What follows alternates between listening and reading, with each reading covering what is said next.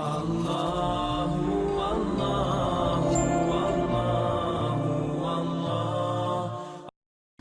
Banyak orang di antara kaum muslimin tidak menganggap bahwasanya mengingatkan orang dari kesalahan, kemungkaran, yaitu pelanggaran agama, bukan tanggung jawab dia atau bukan dosa bagi dia. Sehingga pada saat ada orang yang tidak sholat, dilihat depan matanya, ada orang yang berbuat zina, ada orang yang berbuat apa saja kemungkaran, dia menganggap itu adalah bukan urusan dia. Begitu pula pada saat seseorang melihat orang lain tidak mengerjakan kebaikan dan dia tahu itu adalah kebaikan, perintah dari Allah, apalagi kalau sifatnya wajib.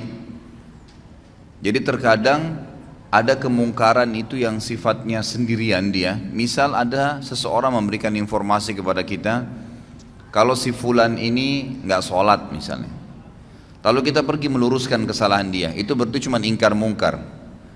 Ada kejadian yang lain, mungkin kita hanya menyuruh kepada ma'ruf saja, menyuruh kepada kebaikan saja. Seperti misalnya saya lagi ceramah begini, ini cuman mengingatkan kalau pas ada satu perintah agama yang saya sampaikan, maka itu berarti menyeru kepada kebaikan. Tapi ada hal yang bersatu keduanya, dan yang cenderung kepada dosa besar adalah ketiga-tiganya tentunya. Yang bersatu misal ada orang yang tidak sholat, maka kita pungkirin, kenapa nggak sholat akhi, kenapa nggak sholat ukhti, itu namanya ingkar mungkar. Lalu kemudian kita ikutkan dengan perintah ma'ruf. Misal kita mengatakan sholat itu kan wajib, Allah yang wajibkan, berarti itu menyeru kepada kebaikan. Ini gabungan antara keduanya, gabungan antara keduanya. Jadi semua ketiga contoh tadi itu masuk dalam kriteria dosa besar yang kalau orang tidak melakukannya. Yang lebih fokus lagi kata ulama adalah masalah yang ketiga, yang digabungkan, yang digabungkan. Saya rincikan dulu. Kalau yang mungkar saja tadi, misal saya dilaporkan oleh seseorang, si fulan nggak sholat, si fulan niat mau berzina, si fulan niat mau kerja di tempat riba, tolong Ustadz nasihatin. Saya lalu datang dan menasehatinya. Ini ingkar mungkar saja, ingkar mungkar saja. Nah ini kalau diminta kepada saya untuk meluruskannya, maka wajib saya harus bisa meluruskan. Kalau saya tidak luruskan, saya dosa besar, karena saya membiarkan orang terjerumus dalam perbuatan dosa besar itu. Tapi kalau yang sedang dia lakukan dosa kecil dan saya tidak luruskan, saya tidak ingatkan, berarti saya termasuk melakukan dosa kecil. Kalau menyeru kepada kebaikan, misal kayak ceramah seperti ini, maka ini lebih cenderung kepada hukumnya sunnah, kecuali memang ada satu kasus terjadi. Seperti contoh besok Natal misalnya, lalu saya tahu ada kaum muslimin yang melakukan perbuatan ikut-ikutan, lalu saya tidak luruskan, saya tahu itu, saya tidak coba menyampaikan yang ma'ruf, gitu kan. Maka berarti perintah agama memerintahkan agar kita merayakan Idul Fitri Idul Adha dan tidak ada hari raya yang lain, mengingatkan kepada ma'ruf. Saya tidak ingatkan, maka saya berdosa besar. Tapi kalau umum saja penyampaian ceramah itu hukumnya sunnah saja kalau dia sampaikan secara umum, gitu kan. Kemudian ada yang gabungan antara ingkar mungkar dan ambil ma'ruf tadi. Seseorang yang sedang tidak sholat di hadapan kita, lalu kita ingatkan, luruskan, lalu sekaligus kita sebutkan fadilah daripada ibadah itu, berarti menggabungkan keduanya. Lebih cenderung Imam Az-Zahabi mengatakan semua masuk dalam kriteria dosa, tapi ada rincian tadi. Cuman kalau digabungkan keduanya, ini sudah jelas dosa besar, mutlak, tidak ada lagi pendapat lain. Misal ada orang depan mata kita jelas-jelas berbuat kesalahan pelanggaran agama, ya, maka di sini wajib bagi kita untuk memungkirinya. Kalau tidak, dan sekaligus menggabungkan dengan ma'ruf, ya, diingatkan. Jadi jangan sampai teman-teman cuma bilang orang lagi berzina, jangan kamu zina, haram dalam agama. Itu nggak cukup. Itu cuma ingkar mungkar. Harus digabungkan. Apa alasannya? Apa solusinya buat dia? Karena zina itu perbuatan yang fahisyah, perbuatan yang buruk. Bayangkan kalau nanti perempuan yang kamu zinain ini hamil, bagaimana nanti citra nama kamu di keluargamu, di masyarakat? Bagaimana nanti kalau dia hamil kamu menghadapinya? menggugurkan juga adalah dosa haram yang lain. Kalau kamu punya anak, anaknya haram. Jadi kita berikan ma'ruf, ya. Berikan selain ingkar mungkar, melarang dia, kita sampaikan juga kebaikan-kebaikan. Ada orang tidak sholat, tanya, kenapa akhi nggak sholat, gitu kan? Itu sudah ingkar mungkar ya, kenapa nggak sholat? Lalu kita masuk kepada ma'ruf. Sholat itu kan perintah agama, Allah subhanahu wa ta'ala yang wajibkan, pahalanya begini, begitu, begini dan seterusnya. Maka ini penggabungan antara amr ma'ruf dan nahi mungkar. Kalau ada orang yang mengalami keadaan tadi, dia melihat depan matanya kemungkaran dan dia tidak pungkirin, dia termasuk orang yang melakukan dosa besar. Dan yang lebih berbahaya lagi, selama dia tidak meluruskan kesalahan orang itu dan dia sudah sempat melihatnya, dia tidak memungkirinya sama sekali ya.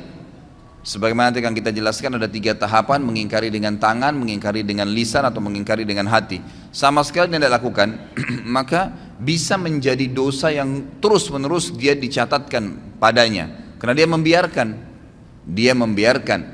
Jadi ada orang ini jelas dia tahu adiknya ini misalnya minum khamr, dia nggak ingat-ingatin, dibiarin aja terus.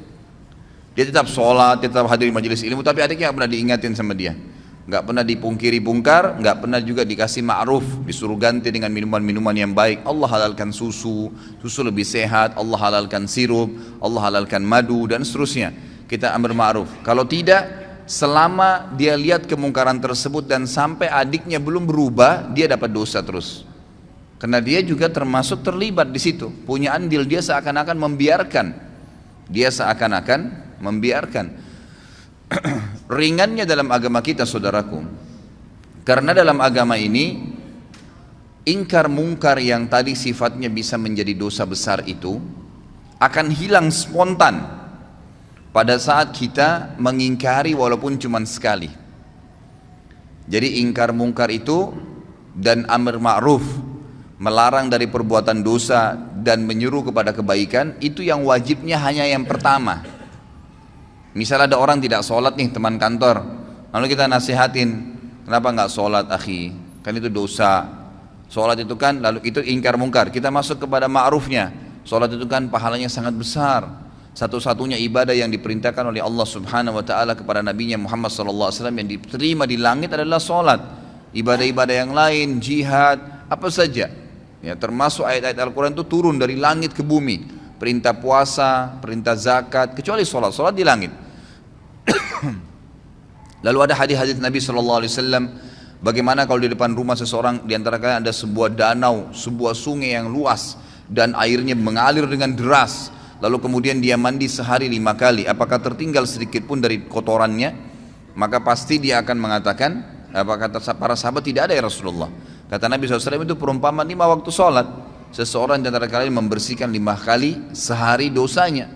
Jadi kita sebutkan ma'ruf, gitu kan? Kita sebutkan ma'ruf. Kalau kita sudah sampaikan kepada dia sekali saja, suami sampaikan kepada istrinya untuk pakai jilbab misalnya, gitu kan? Atau orang tua nasihatin anaknya, teman nasihatin temannya, atas kesalahan dia ya, diingkar mungkar, ingat selalu berhubungan. Larang kemungkaran, ganti dengan ma'ruf. Ya. Banyak orang tidak bisa meluruskan kesalahan orang lain karena dia cuma ingkar mungkar. Kamu nggak boleh begitu, selesai. Nggak cukup, harus diikuti dengan ma'ruf. Jelaskan kenapa dia tidak boleh, lalu berikan solusi. Zina pezina, berikan solusi pernikahan. Nggak usah pikir dia terima atau enggak, itu bukan urusan kita. Hidayah di tangan Allah subhanahu wa ta'ala, gitu kan? Ma'alaika illal balag. Allah SWT menyampaikan kepada Nabi SAW, tugasmu hanya menyampaikan saja. Tugasmu hanya menyampaikan, jadi tidak ada tugas yang lain. Kita cuma sampaikan hidayah di tangan Allah subhanahu wa ta'ala. Kalau sekali saja, sekali lagi, Anda sudah ingkar mungkar dan amr ma'ruf, maka gugur hukuman dosa besar. Nggak ada lagi sudah. Jadi kalau sudah diingatin sekali, yang kedua, yang ke-100, yang ke-1000 itu sudah sunnah hukumnya. Sudah sunnah. Suami akan lepas dari tanggung jawab terhadap istrinya yang tidak mau pakai jilbab kalau dia sudah ingatkan, jilbab itu haram kalau kamu memperlihatkan aurat kamu. Ingkar mungkar dan ambil ma'ruf. Kan kalau kamu tutup aurat kamu itu malah menjalankan perintah agama, dapat pahala. Kamu juga tidak kehilangan apa-apa kok, malah tidak diganggu oleh orang lain dan seterusnya. Maka sudah sekali. Ternyata istrinya masih belum mau lakukan. Dia boleh tetap mengingatkan, mendoakan, tapi minimal dia sudah lepas dari beban hukum nih. Karena hukum ini yang penting ya. Nah, sekali saya sudah cukup. Sekali saja sudah cukup. Saya kasih contoh banyak sekali ikhwah dan akhwat sekalian kemungkaran. Semoga Allah hilangkan ya. Maksudnya ini bukan dihilangkan total memang. Mungkar itu tetap ada, tapi minimal Allah Subhanahu tutupin ya hal-hal yang besar. Karena di Indonesia ini sangat luar biasa. Saya tidak bisa habis fikir terus terang, saya lihat pelang begitu besar di pinggir jalan, biskuit harus memperlihatkan perempuan yang dadanya terbuka. Apa hubungannya? Apa hubungannya antara biskuit itu dengan perempuan yang memakan itu dengan kelihatan semua badannya? Tidak ada sama sekali, hubungannya tidak ada. Jadi orang sebenarnya lebih melihat kepada artis yang sedang ada di pelang itu. Tapi yang berbahaya adalah kita ini lewat di pelang itu. Berapa banyak pelang yang kita lewatin penuh dengan iklan sampo perempuan tidak pakai jilbab, iklan biskuit tadi yang ini. Belum sekarang karena dibiarkan makin jadi. Saya kaget melihat ada di salah satu jalan, poros jalan besarnya luar biasa iklan itu, iklan celana dalam laki-laki. Dan laki-laki itu betul-betul dikasih gambar hanya pakai celana dalam. Ini luar biasa ini. Ya, semoga Allah berikan hidayah ya. Ini negara kita berbahaya sekali kalau kita biarkan terus begini ya. Jadi ini tidak boleh. Ya, harus ada batasan gitu kan. Mungkin seorang laki-laki ini pun kalau ya seorang laki-laki tampil dan memang di sebelahnya ada dus celana dalamnya, orang sudah paham. Oh iya, ini sudah ada. Jadi kalau misalnya diberikan iklan sesuatu, itu pun kalau digambar yang terpapar itu kan secara syar'i memang tidak boleh ya. Tidak boleh memang. Kalaupun orang mau lihat yang paling kecilnya, mungkin seorang laki-laki di sebelahnya ada dus celana dalam, mungkin gitu kan. Tapi kalau ditampilkan tanpa baju, tanpa celana panjang, cuma celana dalam lalu besar pelangnya, setiap perempuan yang lewat situ melihatnya, setiap laki-laki yang lewat melihatnya, itu kan itu mungkar. Maka wajib Anda pungkirin ya, wajib dipungkirin, tidak boleh dibiarin. Kalau dibiarin dosa besar tuh ya. Dan kalau kita tidak pungkirin, lihat konsekuensinya. Selama pelang itu ada, kita dapat dosanya, karena semua orang yang lewat wajib pungkir. Tapi kelebihannya kalau kita sudah pungkirin sekali saja, maka sudah gugur kewajiban, walaupun itu pelang masih ada gitu kan. Tinggal sekarang tata cara ingkar mungkar itu seperti apa. Imam Az-Zahabi mengangkat hadis yang sudah masyhur ya, hadis riwayat Imam Muslim, di mana Nabi SAW bersabda, man ra'a minkum munkaran falyughayyirhu biyadihi, fa in lam yastati' fa bilisani, fa in lam yastati' fa biqalbi, wa dzalika adhaful iman. Barang siapa di antara kalian melihat suatu kemungkaran, pelanggaran-pelanggaran agama, maka hendaklah ia segera mencegahnya dengan tangannya. Tangan ini kata para ulama adalah kemampuannya, power yang dia milikin. Misal orang tua kepada anaknya, dia punya wewenang, anaknya lagi mabuk diambil minuman kerasnya misalnya, atau dia tidak memberikan kebutuhannya kalau anaknya masih suka jalan dengan teman-temannya yang nakal-nakal, ditahan sama dia fasilitas, nggak boleh tinggal di rumah kalau emang tidak mau sholat misalnya. Ya memang itu kewajiban dia, dia boleh, dia punya hak untuk itu. Atau atasan kepada bawahannya, kerja di sini wajib pakai jilbab, kerja di sini wajib sholat 5 waktu, yang tidak mau keluar. Sayangnya banyak orang-orang muslim ini, pengusaha-pengusaha yang paling diprioritaskan itu adalah kamu harus datang on time ya. Itu apa nggak masalah. Jam 7 pagi kamu harus hadir di sini, kalau lewat berapa menit saya potong gaji kamu. Kamu harus keluar jam begini, kamu harus pakai baju yang seperti ini. Dia peduli tentang urusan dunia, tapi masalahnya dia tidak peduli dengan urusan akhirat pegawainya. Dia tidak marah sama pegawainya kalau azan nggak sholat. Bahkan kadang-kadang lebih didahulukan untuk urusan dunia. Mungkin saya pernah sampaikan, saya wajibkan pegawai saya di toko sama restoran saya di Kalibata itu wajib untuk berhenti, nggak boleh. Yang tidak mau ikutin terlambat sholat saya berhentikan, nggak bisa. Saya tidak butuh duit, saya bilang 10 menit sebelum azan berhentikan orderan, nggak boleh gitu kan. Sampai ada teman saya akhirnya ketemu dari Saudi, dia bilang saya pas masuk di restoran antum, saya belum tahu kalau itu restoran antum deh. Pas saya duduk gitu kan, Langsung dibilang maaf, orderan sekarang nggak bisa lagi, 10 menit lagi azan. Dia bilang ini saya baru temukan dari restoran begini di Indonesia ini. Ya, belum pernah ada yang larang kita mau pesan makanan 10 menit mau azan katanya. Terus kemudian saya bilang kayaknya pemilik restorannya berarti tahu agama nih. Beberapa waktu kemudian dia ketemu sama saya ngobrol-ngobrol baru dia tahu waktu restoran saya. Dia bilang oh pantas dulu waktu saya mau makan nggak boleh sholat, nggak boleh makan kecuali sudah sholat. Gitu. Loh iya memang begitu peraturan saya kasih, gitu kan harusnya begitu. Ditaruh di depan rolling door-nya itu tulis sedang sholat, nggak apa-apa, gitu kan. Harusnya begitu karena kita punya power. Akhirnya pegawai saya mau tidak mau, duhur, asar, maghrib, isya itu saya ngambil hukum syar'i di situ. Dan orang-orang bahkan tidak jarang, subhanallah orang yang lagi makan, orang yang lagi belanja di toko tuh ikut sholat. Oh di mana masjidnya mas? Oh di sana, ditunjukin. Pergi sholat dulu, balik lagi habis itu. Subhanallah, kenapa orang bisa pada saat kebelet kencing ke kamar mandi? Kenapa pada saat azan nggak bisa ke masjid? Nggak ketemu alasannya gitu. Kalau alasannya hanya karena mau jual produk, ikhwas sekalian, berapa banyak produk yang antum jual jedah sholat itu, dan berapa banyak kerugian pahala yang antum kehilangkan karena tidak sholat awal waktu. Orang kalau meninggal, ikhwas sekalian, ini antum camkan baik-baik kata-katanya. Kalau kita meninggal, tidak ada keinginan sedikit pun untuk kembali ke mobil mewah kita. Tidak ada keinginan sedikit pun untuk kembali kepada istri yang cantik atau suami yang gagah. Tidak ada keinginan lagi untuk kembali melihat anak-anak. Nggak ada keinginan lagi untuk menikmati ranjang yang mewah. Nggak ada keinginan lagi menikmati rumah yang bagus. Nggak ada lagi.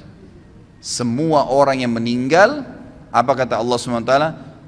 Ya, orang-orang itu akan mengatakan, Rabbirji'un, ya Allah kembalikan saya, la'alli a'malu salihan fima tarakt. Siapa tahu saya bisa, kalau saya bisa kembali lagi ke dunia, ya, saya akan kembali dan saya akan beramal soleh. Mau berharap kembali sekali saja sholat awal waktu, mau kembali sekali saja sujud, mau kembali baca 5-6 ayat Al-Quran, mau kembali selesaikan zikir pagi sore, mau kembali amal-amal soleh. Enggak lagi antum pikirin tuh kantor kita, ya, baju, mobil. Orang kalau sudah mati nggak ada pikir itu. Mau kembali dunia karena mau mengejar amal solehnya. Sayangnya kita subhanallah lebih dahulukan kamar mandi karena ada hajat duniawi daripada kita harus berwudu dan pergi sholat ke masjid. Gitu ya. Padahal berapa menit yang diambil? Ya, berapa menit? Nggak ada sama sekali. Ya, yang diambil waktu di situ. Jadi harus mengingkari dengan tangannya. Kalau tidak bisa kata Nabi SAW maka dengan lisannya. Nasihatin. Ikhwah biasakan keluar mulut. Orang bisa ngomong semaunya di TV, di media. Orang yang tidak punya ilmu, tidak punya akhlak ngomong. Nggak ada tata krama dalam ucapan-ucapannya. Kadang-kadang sampai mencoreng kehormatan agama. Ngomong semaunya. Kenapa anda ini atau antum ini yang sudah faham agama tidak bicara kebaikan? Syaitan kadang-kadang membuat kita ragu untuk menyampaikan. Sampaikan saudaraku. Saf miring, maaf miring pak, safnya luruskan. Selesai kalimat. Nggak ada orang tiba-tiba tonjok kita gara-gara ngomong gitu. Orang tidak normal itu. Apalagi kalau sudah masuk masjid mau sholat, insya Allah pasti dia bergerak kok, gitu kan. Kalau dia sudah ingatkan sekali, tetap aja nggak mau, dia seakan-akan tidak mau dengar, sudah. Tapi kita sudah lepas dari tanggung jawab hari kiamat, harus itu ya. Dalam sebuah hadis yang sahih riwayat Imam Ahmad kata Nabi SAW, siapa yang lihat kemungkaran pada seseorang dan dia tidak memungkirinya secara sengaja nih, betul-betul dia tahu di depan matanya. Jadi bukan misal ada orang berbuat mungkar di layar TV, kita nggak mungkin pungkirin kan. Maksudnya tidak mungkin pungkirin dengan tangan ya, bisa dengan hati mendoakan. Tapi di sini kalau ada orang yang lihat depan matanya, dia tidak pungkirin dengan tangannya, dia tidak pungkiri dengan lisannya, maka ini berbahaya sekali. Selama itu ada maka akan menjadi dosa, selama dia lakukan akan menjadi dosa buat dia. Tapi dia kalau pungkirin sekali lepas dari beban hukum. Tapi hadis ini sangat tegas nih. Siapa yang lihat kemungkaran pada diri seseorang lalu dia tidak pungkirin dengan tangannya kah, dengan lisannya kah, atau nanti saya jelaskan dengan hati yang selemah-lemah iman di situ, maka orang yang berbuat mungkar itu akan datang hari kiamat di depannya Allah, lalu mencekik leher orang yang melihatnya berbuat mungkar dan berkata, ya Allah, orang ini lihat saya buat mungkar dan dia tidak ingatkan, maka hukumlah dia. Bayangin tuh. Jadi kita nggak boleh masuk surga sendirian. Ingatkan orang saudaraku. Lisan itu ucapkan kalimat yang baik. Kata Allah SWT dalam Al-Quran, wa mathalu kalimatin tayyibatin kasyajaratin tayyibatin asluha thabitun wa far'uha fis sama. Perumpamaan kalimat yang baik tuh, nasihat, zikir, ayat Al-Quran, seperti sebuah pohon yang ditancap di dalam bumi lalu tumbuh dengan sangat kuat dan kokoh sampai menjulang ke langit, gitu kan. Jadi tu'ti ukulaha kulla hinin biidni rabbiha. Selalu saja pohon itu bermanfaat. Buahnya kah, daunnya kah, naungannya kah, orang bernaung di bawahnya akan bermanfaat. Seperti itu kalimat yang baik. Ucapkan, sampaikan, gitu kan, selalu. Kemudian yang ketiga adalah mengingkari dengan hati. Dan ini selemah-lemah iman. Dan kata para ulama, Imam Az-Zahabi memasukkan ingkar mungkar ini dalam dosa besar karena adanya sabda Nabi SAW di akhir hadis ini, وَذَلِكَ أَضْعَفُ الْإِيمَانِ. Dan itu selemah-lemah iman, artinya tidak ada lagi hitungan iman setelah itu. Jadi ada ancaman tapi seperti tidak kelihatan secara tulisan, gitu kan. Ingkar mungkar dengan hati, lewat di pelang, ya Allah mudah-mudahan saja engkau hilangkan ini. Ya Allah saya tidak senangin ini. Ya Allah berikan atasan saya hidayah. Ya Allah berikan hidayah orang tua saya. Tapi itu selemah-lemah iman, cuman itu ingkar mungkar juga termasuk. Kalau sudah sekali saya dalam hatinya mengatakan, ya Allah tolonglah berikan hidayah, ya Allah ginilah, sudah selesai. Dia sudah lepas dari hukuman dosa besar ini. Yang penting ingkar mungkar dulu. Dan ingat selalu ikutkan dengan ma'ruf, ya. Jadi misal, ya Allah buatlah dia berhenti untuk tidak sholat dan mudahkanlah dia untuk mengerjakan sholat itu. Karena kadang-kadang doa kita Allah berikan seperti yang kita minta, ya. Ya Allah buatlah istri saya pakai jilbab misalnya. Lalu berhenti sampai di situ. Ya sudah dia pakai jilbab, tapi pakai jilbabnya kita belum tahu bagaimana. Tapi ya Allah berikanlah dia hidayah supaya dia tinggalkan dosa kelihatan auratnya ini, lalu berikanlah dia hijab dan buat dia istiqamah di hijab itu. Berikan dia hijab yang syar'i yang betul-betul dia sadari itu adalah sebuah kebaikan. Lengkap doanya minta kepada Allah SWT. Maka itu sangat baik, ya itu sangat baik. Jadi ingkar mungkar dalam hati pun harus, ya, harus. Dan juga dari sisi lain kata para ulama, hikmah, tentu ini sangat peka ya. Hikmah yang sangat besar daripada ingkar mungkar amar ma'ruf adalah bagaimana supaya ma'ruf itu, perbuatan-perbuatan baik selalu meninggi karena banyak orang yang kerjakan, dan mungkar nanti akan teredam. Karena setiap orang diantara kita, kalau dia jalan dari masjid ini misalnya pulang ke rumahnya sebentar, pasti dari masjid ini ke rumahnya itu akan banyak sekali kemungkaran. Bayangkan kalau seseorang di antara kita, anggaplah kita yang hadir sini misalnya 200 orang. 200 orang ini kalau pulang menuju ke rumahnya misalnya. Nah itu. Kira-kira pada saat dia pulang menuju ke rumahnya, dia lihat 10 kemungkaran dan dia pungkirin 10 kemungkaran. Berarti kita punya 2000 kemungkaran yang kita luruskan. Gitu kan? Contohnya saja, walaupun dengan hatinya berdoa kepada Allah SWT. Kalau dia bisa dengan lisannya, baiklah, alhamdulillah, gitu kan, dan seterusnya. Jadi ini bab yang harus kita jadi. Ini kesempatan pahala. Pahala yang paling banyak kata para ulama yang bisa didapatkan oleh seseorang dari amar ma'ruf nahi mungkar. Itu yang paling banyak. Karena banyaknya kemungkaran di jalanan, kan gitu. Ada orang perempuan yang lewat tidak pakai jilbab, berapa banyak tidak pakai jilbab. Kita tidak harus melihat, tapi mengatakan, ya Allah berikanlah hidayah kepada semua orang-orang yang perempuan yang tidak pakai jilbab ini, dan siapapun yang seperti dia seluruh dunia. Berapa banyak pahala yang kita bisa dapatkan. Jadi ini hal mendasar yang harus difahami dalam masalah ingkar mungkar. Ini Imam Ghazali masukkan dalam kategori dosa besar yang ke-78. Kemudian beliau mengangkat juga hadis yang lain. Ini diriwayatkan oleh Imam Muslim juga dalam Kitabul Iman, hampir sama dengan tadi yang pertama, atau sama dalam Kitabul Iman cuma beda nomor hadis. Dalam hadis yang milik Imam Muslim kata beliau tentang kezaliman, bunyinya ada awal hadisnya, tapi ini beliau angkat cuma pertengahan hadisnya. Faman jahadahum biyadihi fahuwa mu'min, wa man jahadahum bilisanihi fahuwa mu'min, wa man jahadahum biqalbihi fahuwa mu'min. Laisa wara'a dzalika minal imani habbatu khardal. Siapa yang melihat kemungkaran lalu dia melawan, meluruskan kemungkaran itu, siapa yang meluruskan kemungkaran itu dengan tangannya, maka dia adalah seorang mukmin. Siapa yang meluruskan kesalahan dengan lisannya, maka dia juga orang mukmin. Dan siapa yang meluruskan kesalahan dan kezaliman, kemungkaran dengan lisannya, maka dia juga mukmin. Dan tidak ada iman setelah itu sekalipun atau sebesar biji sawi pun. Artinya tidak dianggap orang beriman kalau tidak mau ingkar mungkar. Ada hadis yang agung riwayat Bukhari di mana Nabi SAW bersabda, suatu hari pernah Jibril diutus oleh Allah untuk menghancurkan satu negeri. Pada saat Jibril tiba di negeri itu, Jibril berkata, ya Allah, kata Allah, ini hancurin negeri itu. Kata Jibril AS, ya Allah, di negeri itu ada hambamu fulan, orang saleh. Ada hambamu fulan, orang saleh. Kata Allah SWT, mulai dari orang itu, azab yang akan saya turunkan ini mulai pada orang itu, karena dia tidak pernah menyeru kepada kebaikan dan melarang kemungkaran. Ini banyak orang ini, cirinya di Indonesia banyak sekali. Dia azan ke masjid, tapi nggak pernah mau tahu tetangganya sholat kah, orang yang dilewatin kah, padahal cuma tinggal ucapin. Saya kadang-kadang kalau lewat di masjid dekat rumah saya, lagi duhur, banyak penjual-penjual ya kaki lima atau orang yang mampir, mereka istirahat di teras masjid, tapi nggak sholat. Nggak sholat, subhanallah ya, semoga Allah berikan hidayah. Saya lewat cuma mengatakan, Pak, Mas sholat Pak, padahal sudah dengar azan tuh kan. Mereka tetap duduk aja, kita cuma ingatkan, Pak, Mas sholat. Kan?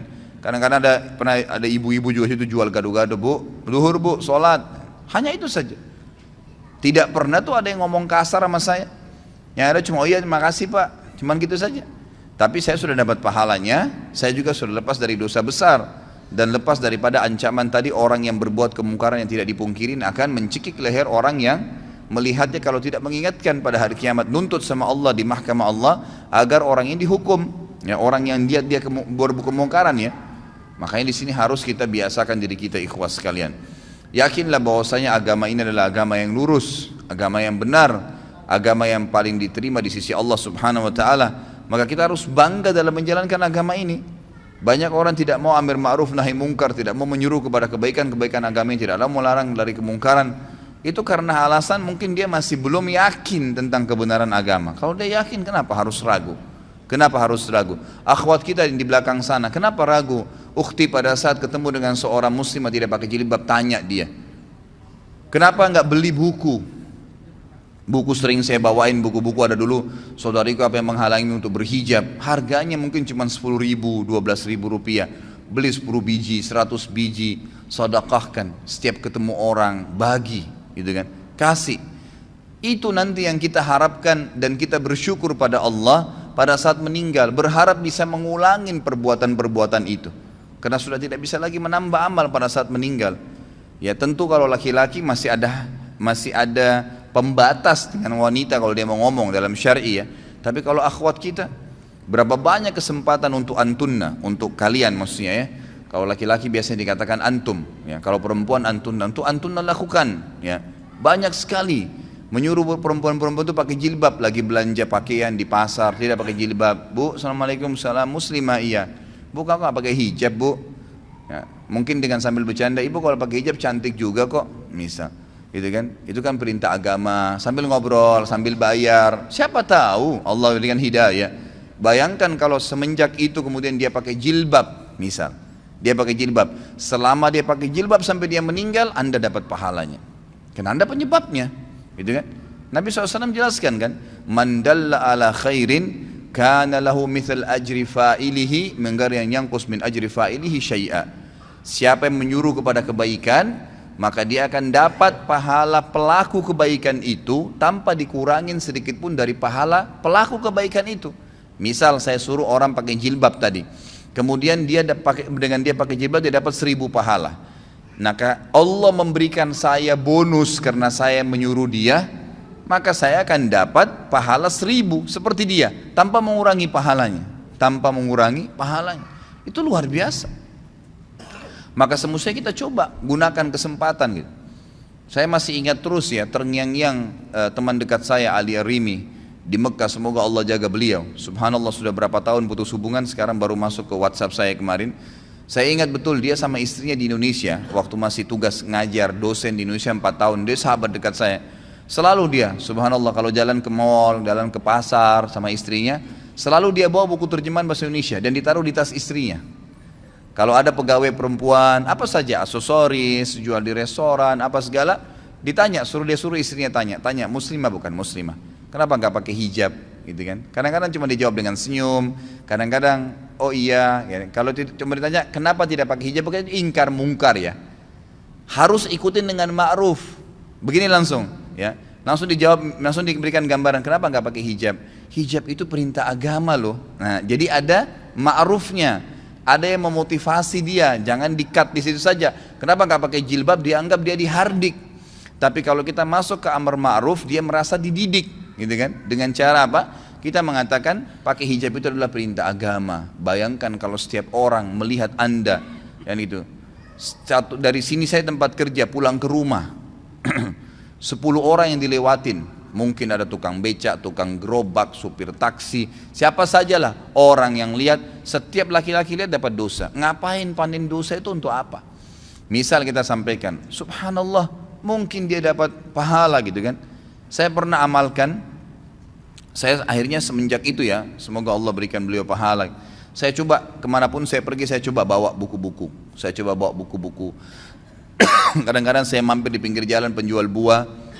Kalau ibu-ibu yang jual saya tanya, muslimah? Iya. Kadang-kadang cuma pakai topi di kepalanya dianggap sudah hijab tuh.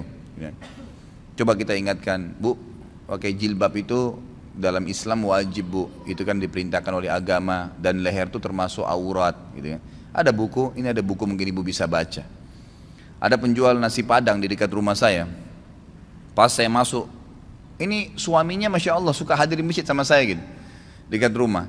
Begitu saya masuk ke rumah makannya, ada lukisan wanita Bali besar, mungkin hampir setinggi dari lantai ke temboknya dia, mungkin 3 meteran lukisan itu. Begitu saya masuk, saya lihat ini orang Padang biasanya Muslim gitu kan.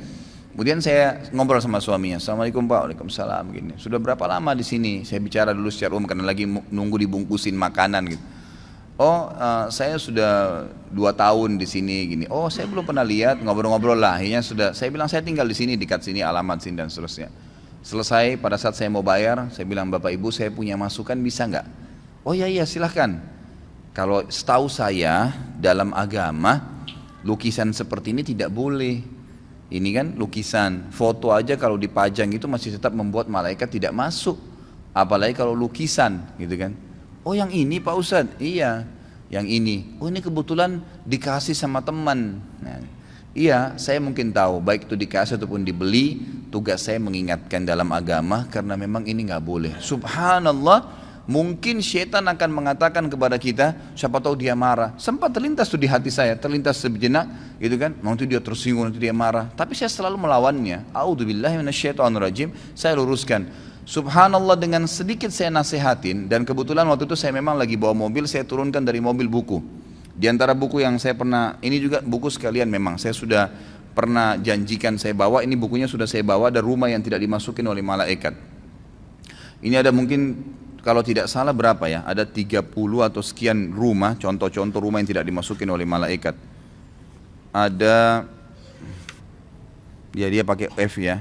Saya kurang tahu nih jumlahnya, tapi yang jelas ada banyak sekali buku-buku rumah-rumah yang tidak dimasuki malaikat. Rumah orang yang memutus silaturahim, rumah orang yang mendurhaka orang tua, rumah orang yang memakan harta anak yatim, rumah yang memakan harta riba, rumah yang di dalamnya terdapat anjing, rumah yang ditempati oleh syaitan karena tidak ada zikrullah, tidak ada membaca Al-Quran di dalamnya, rumah yang penghuninya terbiasa mencaci maki, baik itu sahabat, orang-orang soleh, orang yang sudah meninggal, rumah ya, yang di dalamnya tergantung gambar dan patung. Nah ini yang disebutkan oleh beliau di sini di halaman 100. Lalu beliau sebutkan sebab pengharaman gambar, gambar lukisan tangan, hukuman dan azab bagi orang yang membuat gambar, dan juga hukuman bagi orang yang sengaja memajangnya. Saya kasih buku ini pada saat itu. Ini ada buku mungkin bisa dibaca. Subhanallah, besok saya datang dan sampai hari ini saya masuk ke rumahnya itu nggak pernah lagi ada gambar itu.